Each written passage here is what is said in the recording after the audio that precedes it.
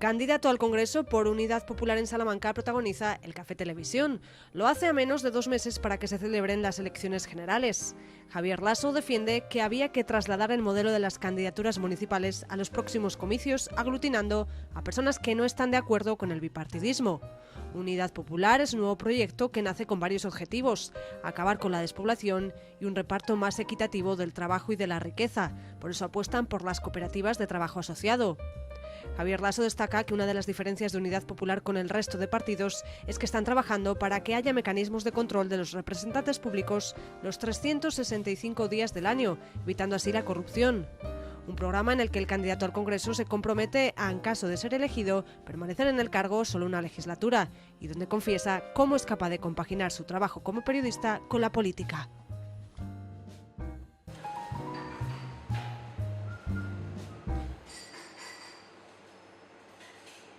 Nuestra principal obsesión, diría incluso nuestra principal preocupación, es terminar con la despoblación, ¿no? Lo que nos diferencia del resto de partidos es que tenemos una apuesta clara, meridiana y que se puede contrastar por el control por parte de los ciudadanos. La irrupción de una fuerza que saque 4 concejales la primera vez que se presenta con un año de existencia, eso demostró el potencial que tiene la unidad. Yo creo que en realidad son dos facetas de la vida de una persona bastante compatibles. Comenzó a gestarse con el nombre de Ahora en Común a raíz de la inquietud que tenía mucha gente de intentar trasladar el modelo de las candidaturas de unidad en las municipales a las elecciones generales. Es decir, surgimos con la intención de aglutinar a todas las personas a título individual, movimientos sociales, políticos, sindicales, a toda la gente que no está de acuerdo con el bipartidismo, que piensa que este país necesita otra forma de organizarse, empezar las cuestiones desde la base y a raíz de los debates que surgen y de recoger las distintas inquietudes, las distintas sensibilidades y sobre todo las demandas de la sociedad, pues crear un proyecto que permita romper el bipartidismo en un primer momento y, por qué no, de aquí a un tiempo, avanzar hacia un proceso constituyente que nos dote de un nuevo texto legislativo y de las herramientas que hacen falta para crear otro modelo político, social y sobre todo económico. El reto que tenemos es trasladar este mensaje a una provincia con una población muy dispersa, con núcleos de población en general pequeños y demás, y es complicado. Pero claro, nuestra principal obsesión, diría incluso nuestra principal preocupación, es terminar con la despoblación, ¿no? En 2014, la provincia de Salamanca se cerró con un déficit poblacional de 6.500 personas.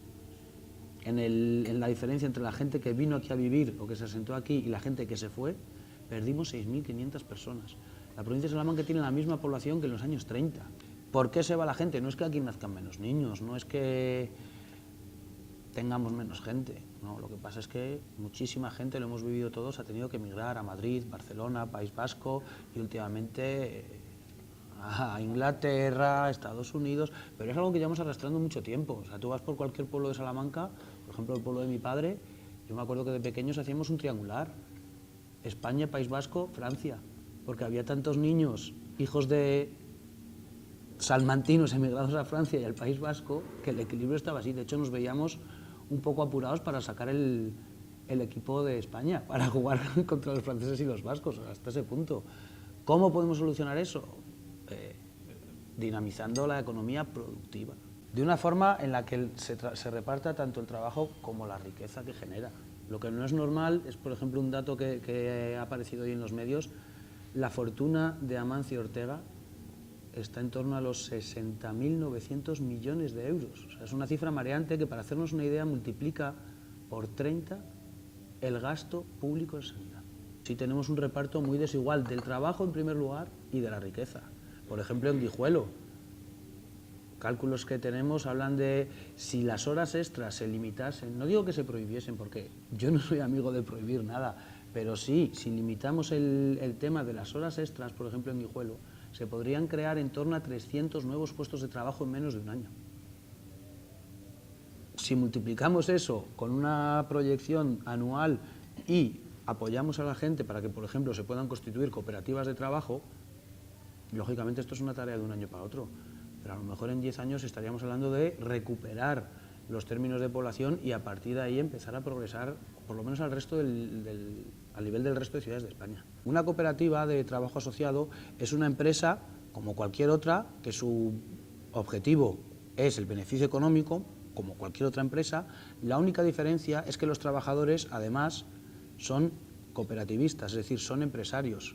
Las decisiones, la gestión de esa empresa, son los propios trabajadores los que se encargan de hacerlo, con un mínimo de 3 personas y de ahí para adelante los socios cooperativistas que cada uno decida, y además en cualquier sector se puede empezar a generar riqueza y a generar trabajo. Además, las cooperativas, Salamanca es una de las provincias de Castilla y León con más cooperativas de trabajo y se han demostrado unas empresas más resistentes a los vaivenes de los mercados, por ejemplo, y más asentadas en el tejido productivo. Es algo tan sencillo como que si la empresa es tuya, para entendernos, vas a trabajar, vas a poner más interés, ¿no? Nosotros lo que queremos es realizar desandar ese camino y luego continuar avanzando en esa línea de democratizar la economía. La economía tiene que ser productiva, tiene que generar un beneficio, está claro, eso nadie lo discute. Lo que nosotros pretendemos es que ese beneficio esté más repartido y que la gente sea partícipe a la hora de trabajar. Lo que no es normal es lo que tenemos ahora, unos datos en los que nunca, en toda la historia de la democracia en España, había tanta gente que con un trabajo vive por debajo del umbral de la pobreza. Eso no se puede consentir. Desde las administraciones públicas, para apoyar el cooperativismo, hay muchos tipos de medidas, como todo, a corto, medio y largo plazo. En un primer momento, tú lo que puedes hacer, por ejemplo, es que en un pliego de una contratación de obra pública fomentes, des un plus de puntos a una empresa formada por cooperativistas y que tenga sus cuentas saldadas a la hora de presentarte al concurso público, ¿no?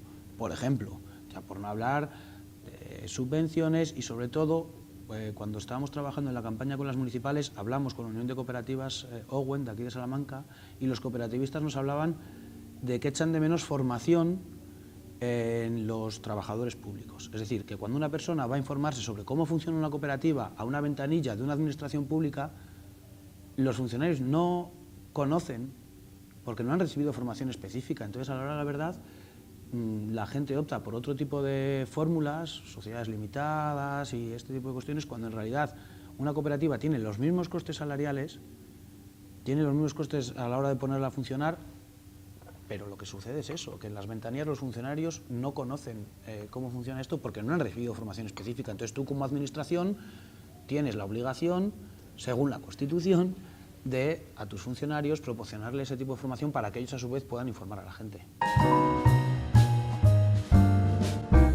Yo confianza ciega no le pido a nadie. Lo que nos diferencia del resto de partidos es que tenemos una apuesta clara, meridiana y que se puede contrastar por el control por parte de los ciudadanos. O sea, yo no le pido a la gente que confíe en mí, soy humano. Yo no voy a decir que soy incorruptible ni nada por el estilo.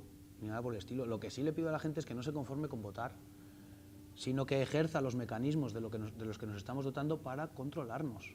Los ciudadanos tienen que saber y tienen que tener mecanismos para poder controlar a sus representantes públicos en las instituciones.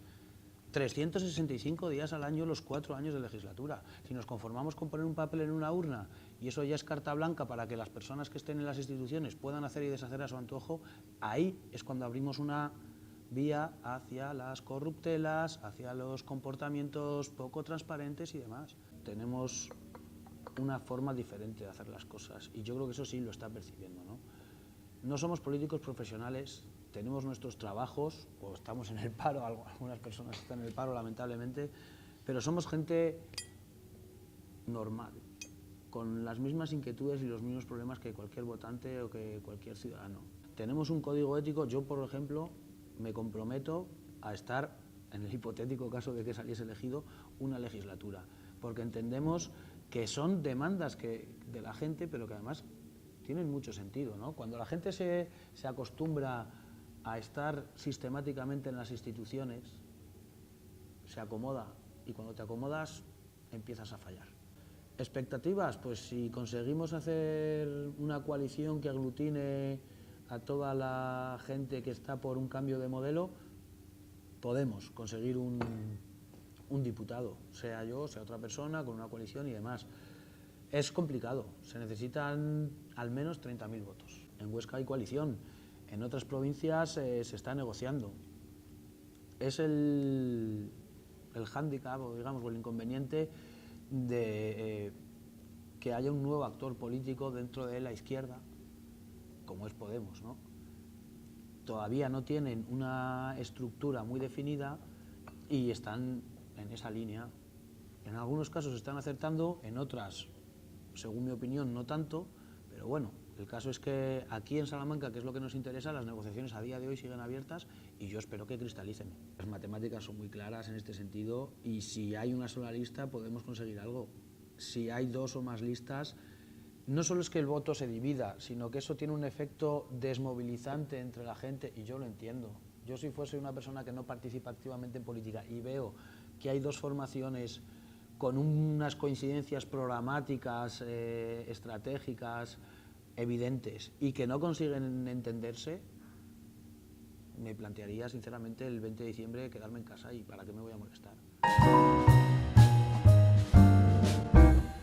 Ganemos Salamanca fue un hito en la historia de la democracia local y particularmente en Salamanca. Veníamos de 20 años de bipartidismo y la irrupción de una fuerza que saque 4 concejales la primera vez que se presenta con un año de existencia, eso demostró el potencial que tiene la unidad y la ilusión que genera cuando somos capaces de superar nuestras pequeñas diferencias y darnos cuenta de que lo que nos une es mucho más que lo que nos divide. El proceso de Ganemos empezó a fraguarse en reuniones de 10 personas, como un germen, una semilla. En el momento en el que empezamos a salir a la calle, crecía exponencialmente y sobre todo notabas la ilusión de la gente, ¿no? Las ganas de, por fin hay posibilidades reales de que algo que no sea ni el PP ni el PSOE entre en el ayuntamiento y empiece a hacer las cosas de otra forma.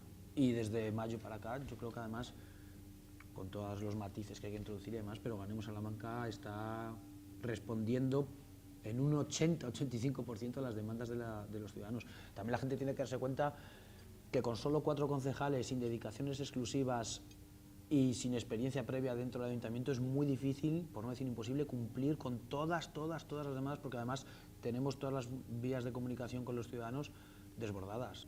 Sigo participando en Ganemos, lógicamente, desde que se ha iniciado este proceso con un perfil mucho más bajo, pero bueno, sí que me encargo de gestionar las redes sociales, por ejemplo, y todos los temas que nos hace llegar la gente a través de Twitter, en concreto, yo lo traslado a nuestro grupo municipal para que en las comisiones primero y después en los plenos intenten trasladar ese sentimiento que tiene la gente, esas demandas. Yo no me había presentado nunca en una lista, llevo mucho tiempo participando en política, como sabéis, desde los 22 años, pero nunca me había animado a presentarme en una lista.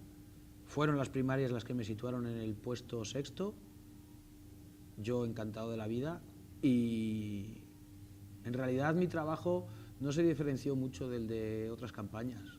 Iba el número 6 en la lista, pero he hecho lo mismo que en otras campañas que nos presentábamos, pegar carteles, buzonear, hablar con la gente. Sí que introducimos otro tipo de actividades, como las bicicletadas y demás, que claro, ahora no se puede por cuestiones climatológicas, pero lo viví con mucha ilusión y con la sensación de que podíamos hacer algo serio.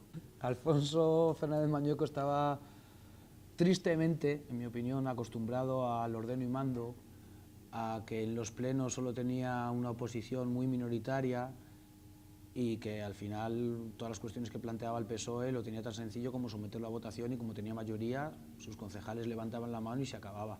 Ahora la realidad en el ayuntamiento es diferente.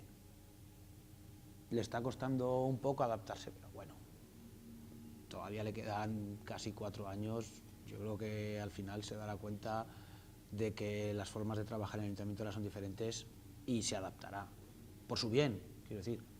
Si no, dentro de 4 años, pues posiblemente bastante menos gente de la que la apoya ahora la apoyará.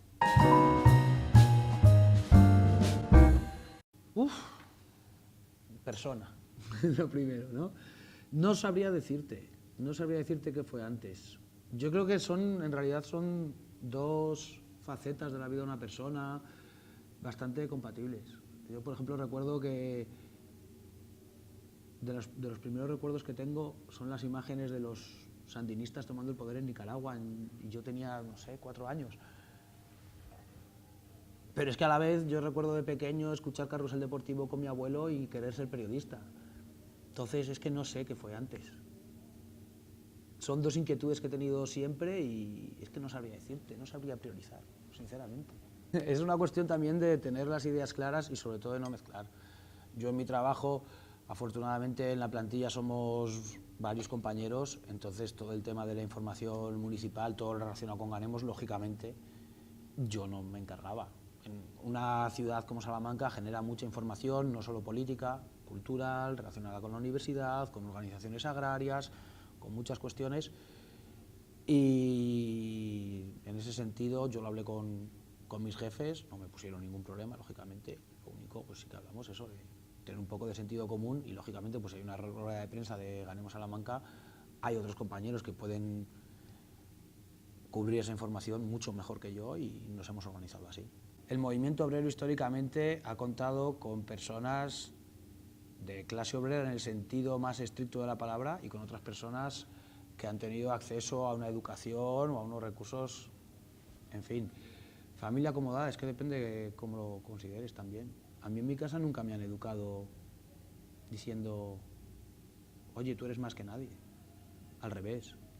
Siempre me han dicho que la vida hay que ganársela, que hay que salir todas las mañanas a trabajar y cuando estudiaba a estudiar y que nadie te va a regalar nada. Mi padre es médico de pueblo, mi madre es enfermera. He tenido, eso sí, claro, la suerte de que nunca ha faltado un plato de comida en la mesa y nunca me han faltado posibilidades para educarme o para adquirir una formación. Pero fuera de eso, yo nunca me he sentido una familia acomodada ni nada por el estilo. O sea, yo cuando tenía 18 años, por ejemplo, decía a mis padres que me comprasen un coche y me decían que por qué. Que cuando tuviese dinero para comprarme un coche y mantenerlo, sería cuando lo tuviese y hasta entonces no. Y que andando se va muy bien a todos sitios. Mi padre es médico, sí, pero mis abuelos no tuvieron acceso a educación superior. Mi abuelo era el cartero de Santa Marta y su vida era levantarse a las 5 de la mañana a ordeñar las vacas. Cuando terminaba de ordeñar las vacas, hacer el reparto con una bici de 20 kilos por todos los pueblos de alrededor de Santa Marta, llegar, comer, alimentar a las vacas y meterse en la cama a las 8 de la noche, después de clasificar el correo para repartirlo al día siguiente. Y a mí me han educado en esos valores. Lo primero es el trabajo.